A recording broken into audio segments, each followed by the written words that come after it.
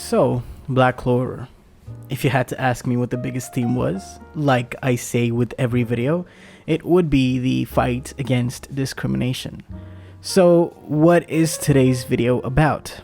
Well, we're going to be talking about how the Clover Kingdom is definitely en route to being destroyed. I'm going to take a lot of thematic implications and some actual real examples and foreshadowing that I believe there is, talk about the Kira family and why Augustus Kira the 13th in particular is one of the big reasons why we could have a proper destruction of the Clover Kingdom that is imminent. So let's talk about the thematic implications real quick before we get into the full video. The characters in the story understand that the monarchy system in the kingdom is inherently flawed. Since the main theme is struggling against discrimination, how can Asta ever end discrimination with an entire class of humans called royalty existing above so many other different classes created by this royalty? Trying to end discrimination while trying to retain a monarchy is an absolute oxymoron. So hopefully moving forward in the video, you'll be able to understand with a lot more evidence that I present why I do believe that the Clover Kingdom cannot remain as it is, definitely not as a monarchy as time goes on. So let's talk about Lumiere Silvermillion Clover, the first Wizard King, the man with no heir that we know of, but still the prince. The royal Silvermillion Clover family went on to split into the Silvers, the Vermillions, and the Kiras? Well, clearly, Augustus Kira's name ends with Clover, and so does Lumiere's, but where does the Kira name come from? Is this family really part of the royal family, the main line? There are a couple of answers to this for sure, but to arrive at them, we need to completely understand the Kira family, and while they clearly have to be related to the original royal family, I believe that there is something a little more sinister that went down with this family in the earlier days, which is why in my next video talking about the nobles and their connection to forbidden magic, I will talk in depth about my perspective on the Kira family's rise to power. But today, let's discuss something a little different, something a little more wide-reaching. Let's discuss why I believe that Augustus Kira Clover the 13th's existence will lead to the destruction of the Clover Kingdom as we know it.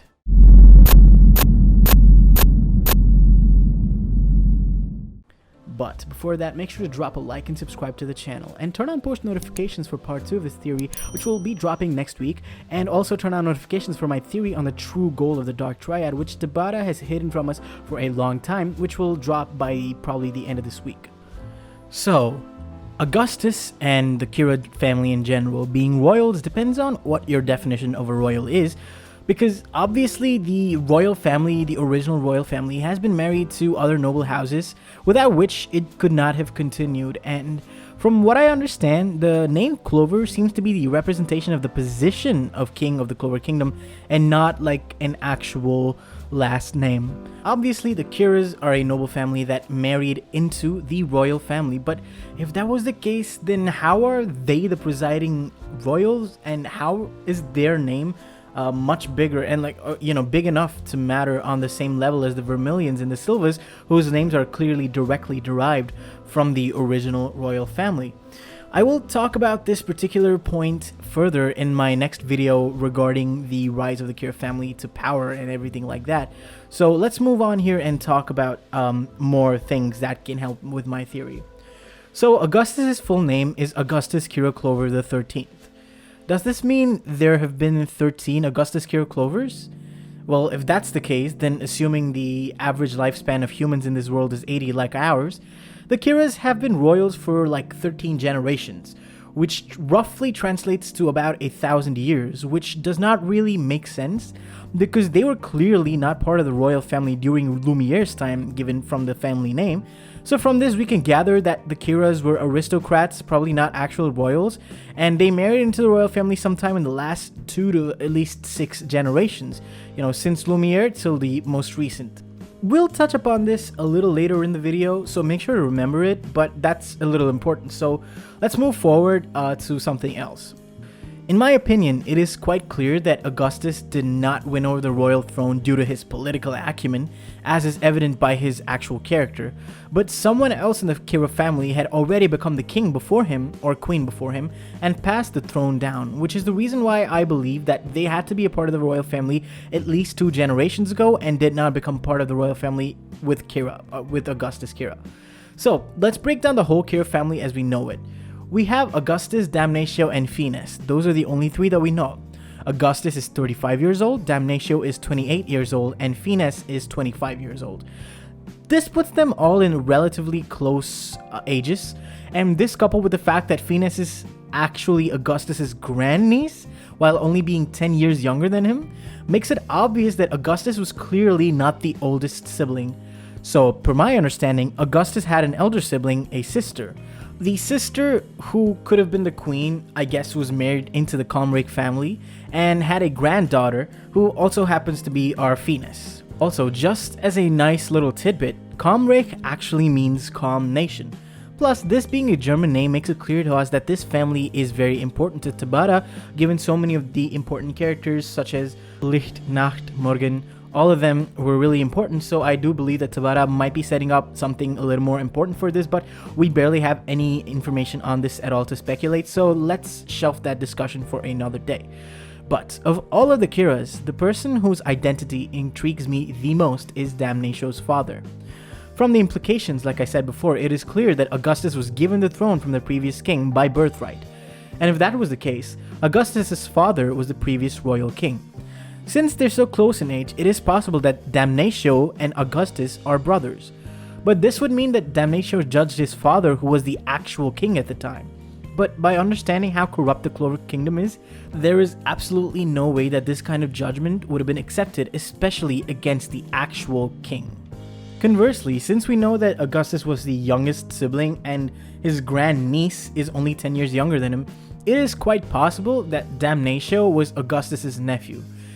This would mean that Damnatio judged the elder brother of Augustus, who by birthright should have become the royal king, but I'm not sure I like this kind of theory either, because if this was the case, then Damnatio judged his father only recently, at least, only like 8 years ago at the most, given how old he looks in that panel.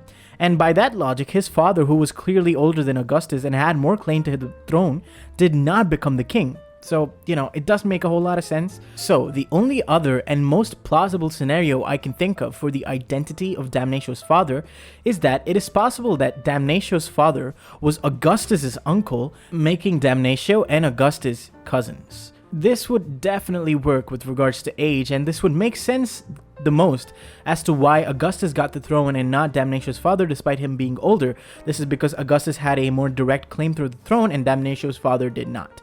From the panel that we see, it is clear that Damnatio only judged his father after Damnatio was an adult, so at least 8 years ago, or 8 to 10 years ago, because Damnatio is 28 years old right now, so 18 to 20, makes sense given the height, and I'm assuming the position in the Magic Parliament. This would put him in the right age range. Since we established that Augustus probably inherited the royal throne, and probably at a very young age, given his character, it can be theorized that Damnatio's father was jealous of his brother's spoiled son sitting on the throne. He probably felt like he deserved the throne more and tried to usurp it from Augustus, but Damnatio, as we all know, judged him for it. That works. So it could either be that, or, and here's my big theory, Damnatio's father was against the concept of monarchy. That's right. If you remember Damnatio's introduction, it was along with the introduction of the anti-monarchy nobles whom he first appeared alongside, and I do believe that Tabata did that for a very particular reason. Now, I have been a big proponent of the possibility that by the end of the series, we get a kingdom turning from a monarchy to a democracy. Initially, I was under the impression that the Spade Kingdom would be the first country to go for a more democratic government. This was because, as we know, Yuno is more loyal to the Clover Kingdom and considers himself to be still a part of it and not the Spade Nation. So, when the battle at Spade ends and Yuno does not agree to become the king, who will? Clearly, a claim to the throne is quite important to the Spade Kingdom, as we see in the anime episode, but if there is no rightful heir, there cannot be a king. Which is why I believe that the remaining forces will form a democratic government and will be the first to advance, politically speaking. But the anti-monarchy nobles were not introduced in the Spade Kingdom, but it was in the Clover Kingdom alongside with Damnatio that they were introduced. Further, there is more circumstantial evidence that helps with this theory. As we know, Damnatio does not hesitate to bend the truth and procure justice in a crooked manner, as long as the Clover Kingdom itself comes out on top. But imagine if there was someone who threatened the very societal structure of the kingdom. This is extremely harmful to the Clover Kingdom as it is right now.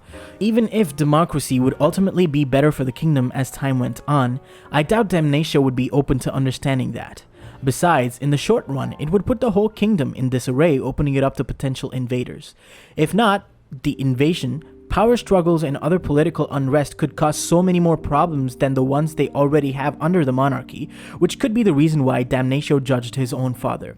This makes sense to me because Damnatio was able to immediately identify the anti-monarchy nobles. In my opinion, his father probably gathered a huge number of people for this cause, and maybe was even on the cusp of a revolution, before they were dismantled until only a few remained who tried to enact a more violent method of Damnatio's father's mission by trying to kill Augustus. So, I just laid down a huge potential flashback theory, but why would I do that? What significance does that hold to the title of this video, where I say that the Clover Kingdom is imminent to be destroyed?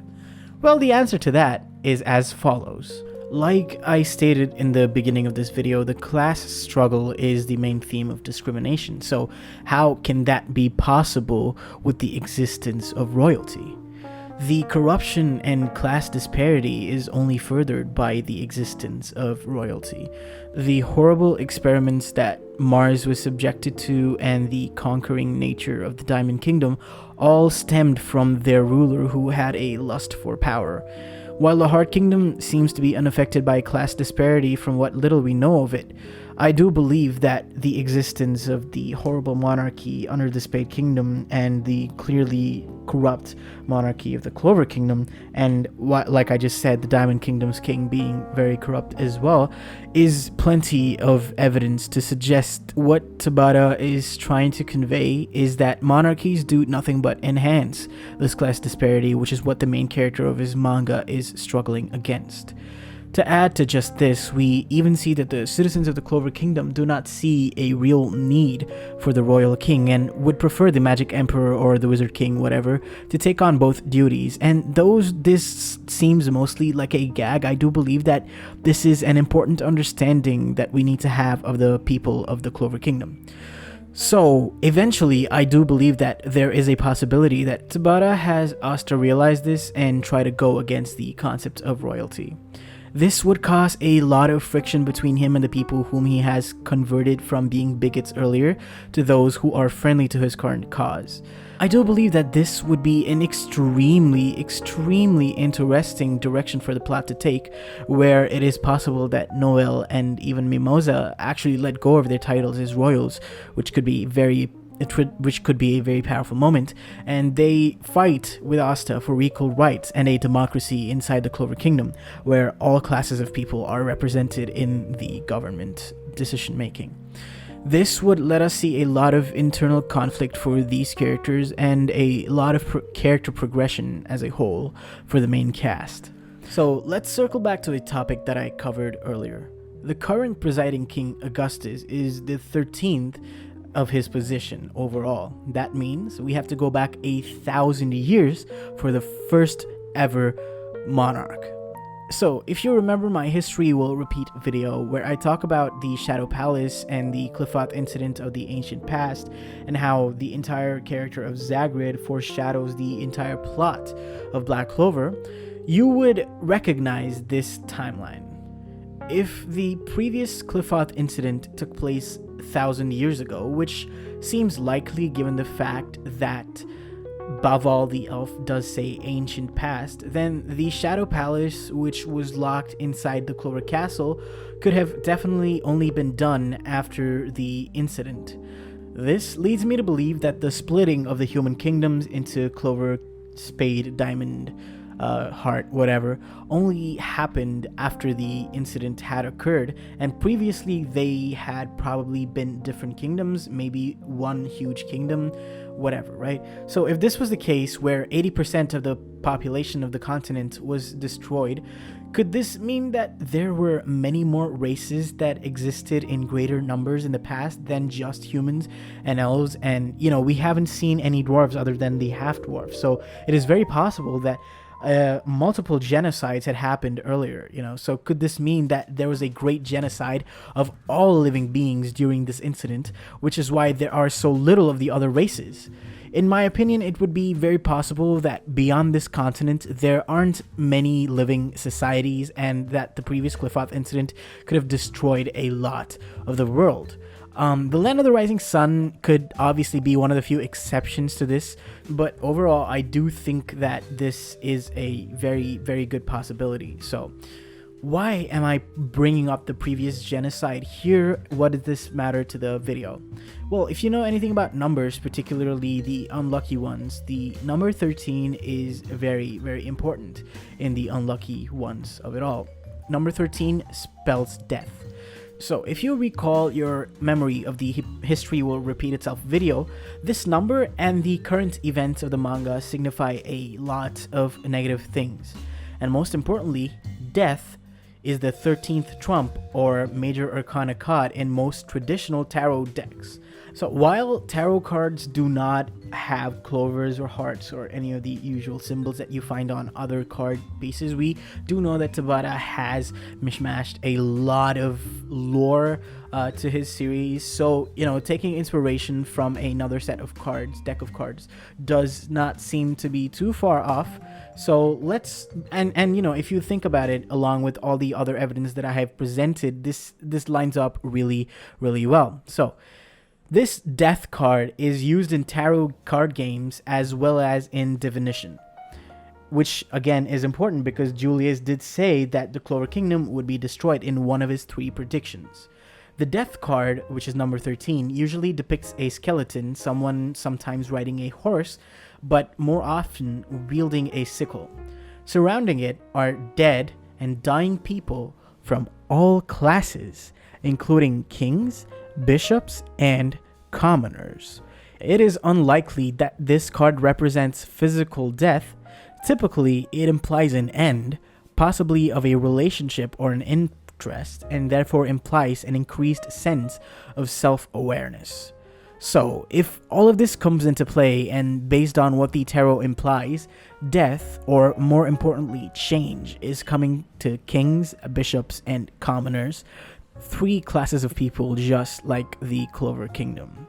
This information, combined with the understanding that massive destruction is imminent for the whole world because of the Qliphoth incident repeating itself, the physical destruction and the dissolving of the societal structure of the Clover Kingdom is definitely a real possibility, all based on the Kira family, who happen to be the political rulers as well as the lawmakers by being the head of the parliament and the actual monarch. These will break down, and thus the Clover Kingdom will exist no more as it does currently, and this could all be because of Augustus cure Clover. And as we know, every single time there's been a destruction or Clover Kingdom ending event, like the demon that destroyed the Clover Kingdom, or the elves Langris trying to get to the destruction of the Clover Kingdom, they have always aimed for Augustus, and the demon, even though is a demon, definitely was aiming for Augustus, as was specifically pointed out in the manga chapter. So I do believe that this is a very important thing that we need to keep our eye on. But my next video will theorize more on how the Akira family came into power within the Clover Kingdom and what the secret of the nobles in the Clover Kingdom is. So make sure that you subscribe with notifications on to not miss out on that video, along with my video on the true intentions of the Dark Triad and a lot of other videos that I have planned. So in just in case, if you like this kind of content, make sure that you come back for more. But what do you guys think? Let me know down in the comments below, and tell me if you believe that they will dissolve the monarchy in the Clover Kingdom, and if destruction will happen, do you think it'll be physical, or do you think that this kind of a change is going to occur with the societal structure? But yeah, that's pretty much it for this video, guys. Thank you guys so much for watching, and I will see you in the next one. Goodbye.